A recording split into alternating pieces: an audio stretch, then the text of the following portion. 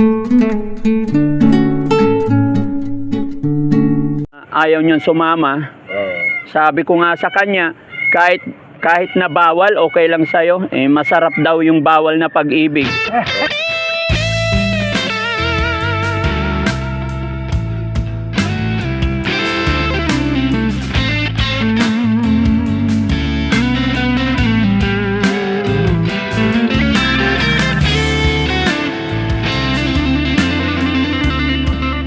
Magandang hapon, magandang araw mga kababayan. Kumusta po kayong lahat? Sana po ay nasa mabuti kayong kalagayan. Hello po! Hello!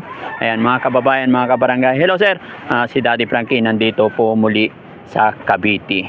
Mga kababayan, mga kabarangay, kung maalala nyo po, sa nauna kong upload ay may kausap akong nanay dito.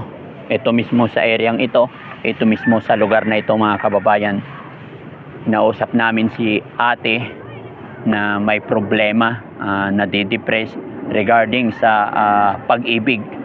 Mga kababayan, na pagkasunduan ng aking mga kasama at ng si Raymond Agos na gawa kami ng paraan para mabalik sa tamang pag-iisip si ate. So ang aming naisip na paraan is ilayo siya doon sa lalaki na may asawa din mga kababayan. Sa pagkakataong ito mga kababayan, pangalawang beses po ito, second time na mayroon akong i-adapt.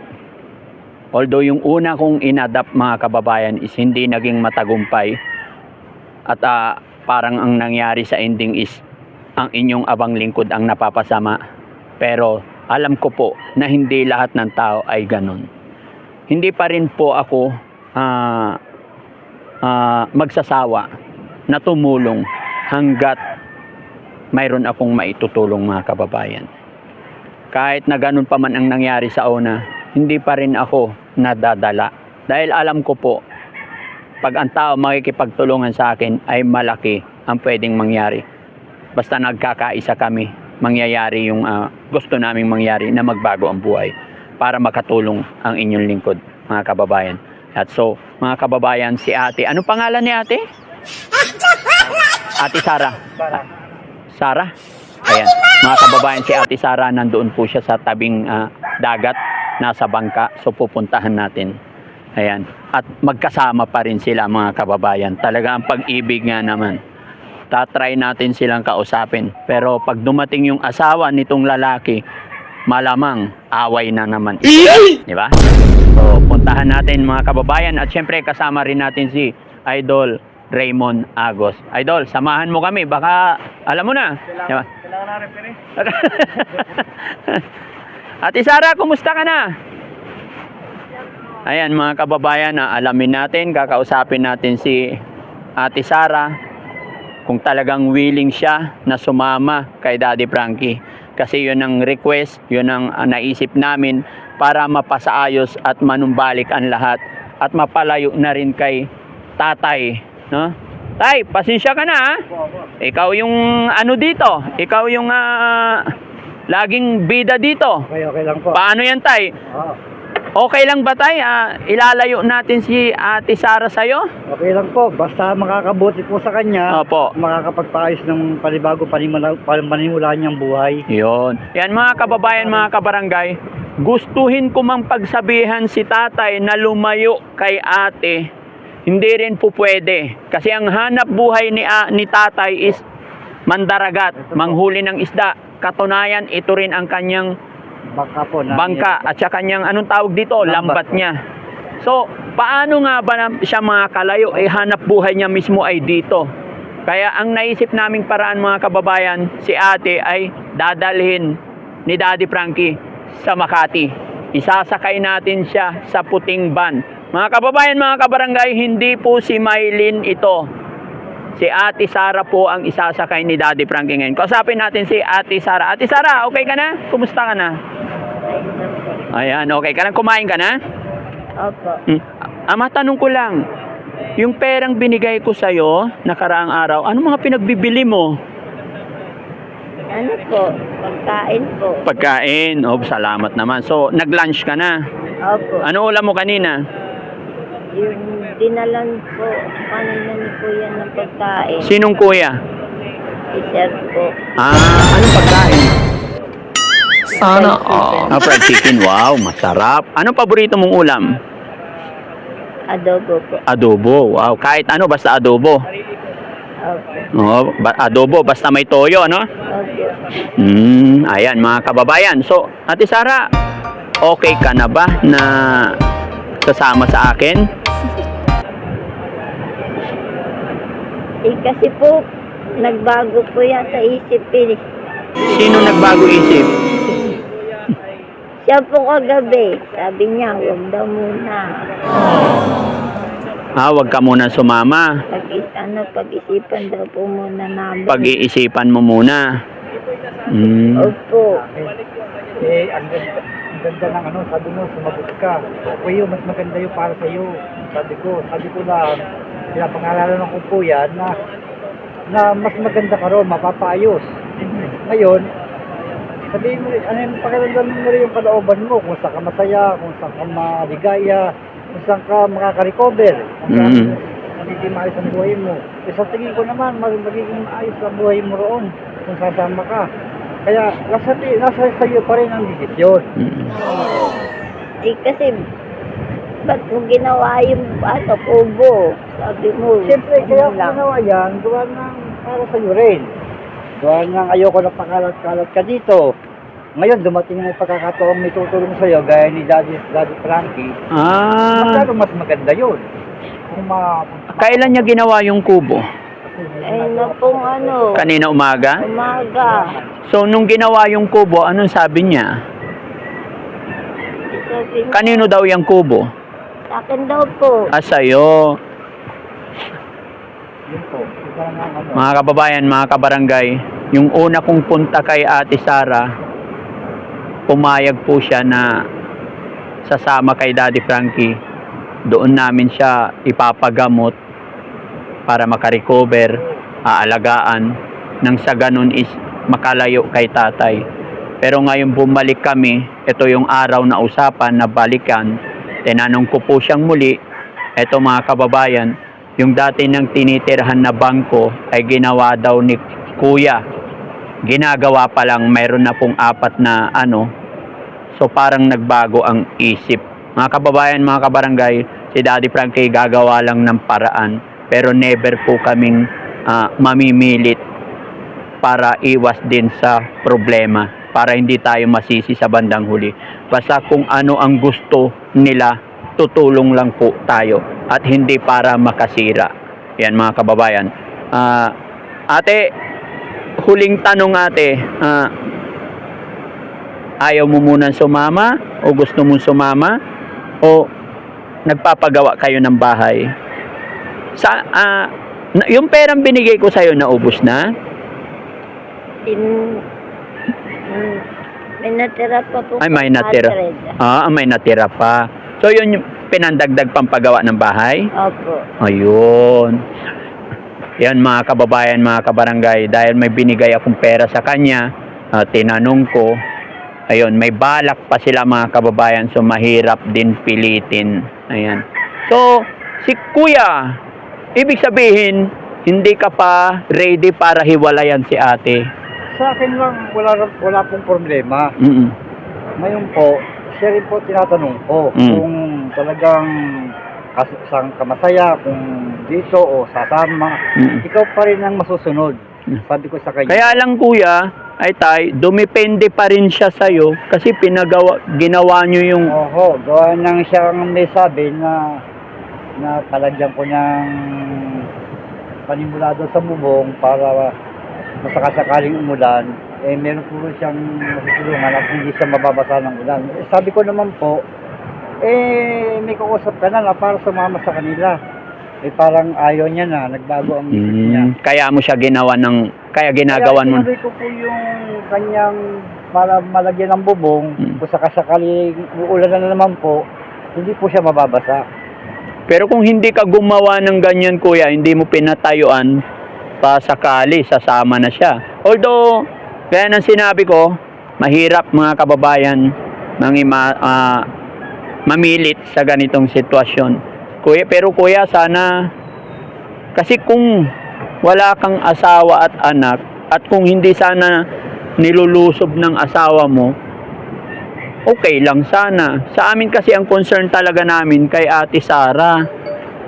Pero okay na naman po na pagsabihan ko na po rin yung mga pamilya ko po doon na huwag na nilang uulitin at kawawa naman po talaga siya. At ilagay niya na yung lugar doon at pabayaan na po siya. Kaya ko po siya ginagawa dito para meron po siyang sarili. Pansarili niya lang po. Ngayon po, kung case po magawa na po siya, tahimik na lang po ang mangyayari. Wala na pong pakialaman. Doon na po ako sa kabila at dito na po siya. Para siya yung makabangon panin. Kaya lang ang nangyari kuya, pagdating namin, natanaw namin kayo, andito kayong dalawa, parang ang sweet nyo dalawa eh. Opo, pagka ako po nandito, napunta po yan dyan. Diyan po natutulog, pagka yung ganito pong makulimlim. Talagang napunta po Kaya siya dyan. tanong lang, mahal mo pa ba talaga siya? Mahal pa rin po. Pero hindi naman po pwede na dalawa po sila. Kasi po, isa lang po puso natin. Oo. Kailangan po talaga na doon po tayo sa tunay na pamilya. Di sana, kung ganun, di sana. Ay, doon ka, wag kang lapit kasi pag nakita ka na asawa, Ganun po ginagawa ko. Kasi niya po, lapit po siya ng lapit. Nakita ko ang sweet yung dalawa eh. Hindi ko naramdaman na pinagtabuyan mo siya eh. Gaya po ng pagkakataon to, hindi ko pa maiwasan. Ang dami pong sira ng lambat Kuya, ano bang sikreto mo? Bakit? Lapit po ng lapit. Kuya, tay, anong sikreto mo? Bakit? Hindi ko po Hindi alam. kanya kayang iwan. Talaga po sigurong mabait lang po ako at saka talagang maalaga rin po ako sa babae. Oo. So, inaalagaan mo siya ng gusto? Sa totoo lang po, yung sa tingin yung kung ano po yung gusto niya sa kanya mangyari, maaari siguro higit pa ako. Higit pa yung gusto mo mangyari. Tapos lang po talaga ako sa kakayanan. Mga kababayan, mga kabarangay, mahirap talaga labanan ang pag-ibig. Kahit anong hirap, pag-ibig talaga ang tumama. Kahit anong hirap, hindi kayang pigilan yan mga kababayan. So, paano yan ate? Hindi ka sasama talaga sa amin. Hindi na po. Dito ka muna. Opo. Hindi ko alam mga kababayan kung anong gagawin, pero irespeto natin yung desisyon ni ate kasi kahit gustuin ko man dalhin siya sa lugar namin, baka kung hindi siya hindi maluwag sa kanyang puso, baka mawala pa siya or what. Kaya siguro, sige tay, sana irespeto namin yung desisyon nyo. Sana iayos mo yung bahay niya. Sana pagbalik namin may bahay na siya dyan. Yun po ang gusto rin niya mangyari. Alam ko naman na kayang-kaya mong gawan yan. Total. Pinag-usapan nyo yan, alam ko, nararamdaman ko. Kagabi pa lang pinag-usapan nyo na, kaya gumawa na ng ganyan. Kasi kung hindi ka nagtayo ng ganyan, hindi na siya aasa. Ibig sabihin, may pinag-uusapan kayong dalawa at nagsasabi kayong sa isa't isa na huwag kang mag-alala, kahit anong mangyari, andito ako, mamahalin kita. Kaya dumidepende talaga siya sa'yo. Mga kababayan, si tatay tumatawa, nahuli ko yung kanyang sinasabi. Di ba tay? Sinabi mo ba kagabi tay, hindi mo siya pababayaan kahit anong mangyari? Ngayon, inungot niya yung ganyan ng lagyan, bumili ako ng ilang pirasong kagamitan sa paggawa ng kubo, yung kaya ng mga kawayan. Pero meron pa rin ho siyang natira na pang sarili niyang pag... Sana tayo pagbalik ko may improvement na yung bahay na ginagawa nyo. At sige mga kababayan, titignan ko na lang kung anong pwedeng itulong ni Daddy Frankie. Sunod na pagbalik ko, titignan namin kung anong kayang gawin ni tatay para sa kanya. Hindi natin pwedeng hadlangan basta-basta etong dalawang nagmamahalan na to. Ate, isang tanong, gaano ba talaga kamahal si tatay? Sobrang mahal ko po yan. Kahit po wala kami makain, minsan nagtsatsaga pa rin po kami sa pagsasama na. Sana Sobrang mahal mo talaga. Opo. Kaya hindi mo siya kayang iwanan. Opo. Oo, sige, okay. Pero sana, huwag mong pababayaan yung sarili mo. Huwag kang magpatalo, ha? Huwag kang magpapagutom, ha? Alagaan mo yung sarili mo para hindi ka... Kasi pangit naman na dahil sa pag-ibig, diretsahin kita. Pangit naman sabihin na dahil sa pag-ibig, nawawala sa sarili, di ba? Paano na yung pag-ibig na yun kung napabayaan mo sarili mo? Ayan mga kababayan, narinig nyo po nung una, ganun ang napagkasunduan. Pero ngayon sabi niya, kahit may mga time na wala silang pagkain, nagtitiis sila, basta magkasama sila. Ayan. So walang magagawa si Daddy Frankie. Ano na lang mga kababayan, kung anong pwedeng itulong namin sa bahay na ito na pinapagawa nila. Pagkatapos pong mapagawa yung aming bahay na pinapagawa dito sa kabilang barangay, titignan na lang namin ni Raymond Agos kung paano at ano pa ang pwede naming itulong sa kanya. So, good luck po ate sa pagmamahalan ninyo. Wala na akong magagawa dyan. Tay, wag lang sana na puntahan ka ng nung asawa mo dito, baka awayin si ate. Yan po siguro, mangyayari na po yung nangyari nung nakaraan. Oo, kasi siyempre pag susunugin yung mga gamit ninyo, kawawa. Ay maling-mali na po yun. Opo. Makakasuhan po siya kung halimbawang gawin niya pa uli. Pero tay, yung una mong asawa, kasal ka doon? Opo. So, Alam mo ba, pwede ka nilang kasuhan? nasa kanila na nga po yun. Kung talagang... Kasi pag nahuli nila kayo tay, na nakahiga kayo dyan sa loob ng pamahay, magkatabi kayo, pwede kayo makulong dalawa. Alam ko po yun. Gaya ng sinabi ko po uli, bilang magkaibigan na lang po kami. Hindi dahil, gagawa kayo ng sarili nyong bahay, hindi masasabing magkaibigan yon. Sa kanya po yung ginagawa ko. Sa kanya? Niya po. Pero kung sakasakali pong magawa na yung sarili niya, tapos na po problema ko rin. Nandun na po ako babalik sa tulong. Sana, sige, titignan natin tayo, titignan natin. Talaga ang gusto ko mangyari dyan, magkaroon po siya ng sarili niya. Para makabangon muli po siya ng panibagong buhay naman.